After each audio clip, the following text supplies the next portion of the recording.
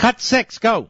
I'm here in Kansas to reaffirm my deep conviction that we're greater together than we are on our own. I believe that this country succeeds when everyone gets a fair shot, when everyone does their fair share, when everyone plays by the same rules. These aren't democratic values or Republican values. These aren't 1% values or 99% values. They're American values, and we have to reclaim them. So what's he talking about? Does anybody have any idea what the hell he's talking about there? And we don't have collective values. We have a civil society. Individuals have individual sovereignty. We have a civil society. The purpose of that society, as John Locke and many others taught, is to promote our unalienable rights to life, liberty, and the pursuit of happiness.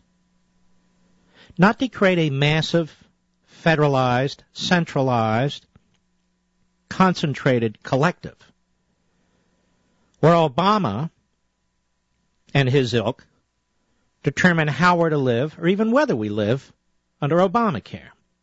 There's nothing fair about that, ladies and gentlemen. As a matter of fact, it's very unfair. As a matter of fact, it's miserable. As a matter of fact, it is the foundational principle of the most reckless and notorious societies in human history.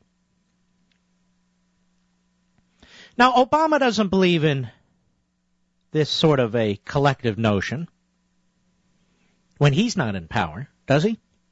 He doesn't tell the people to rally behind the conservative philosophy, does he? No. Then he wants the country broken up into a billion pieces and everybody fighting with each other. Which brings me to the point. Obama doesn't unite us as a people, does he? You know, I'm really, really tempted to pull out a Meritopia and to read something to you, but I'm not able to. And I'll tell you what's interesting about this book, among other things, in my humble opinion. I finished the book in July. It'll be out in January. By my calculation, that's 6 months after I finished it. Right in the middle of the Republican primaries. And you'll see when you read it that this whole Occupy Wall Street stuff, it's not that I predicted it. I explained it before it happened. And I'm not Nostradamus. I'm telling you, giving you some hints about what's in this book so I don't go beyond what I'm allowed to go beyond. What Obama is doing is actually predictable. You're going to hear a lot of superficial talk about class warfare. It's more than that. It's more than that. You're going to hear superficial talk about utopianism.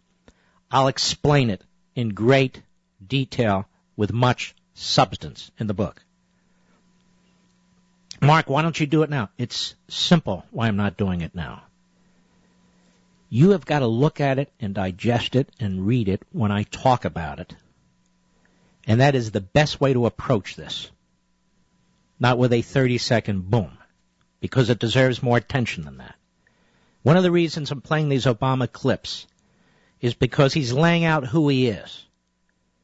He keeps talking about fairness. What he means is more and more government, more and more bureaucrats, more and more agencies, and more departments.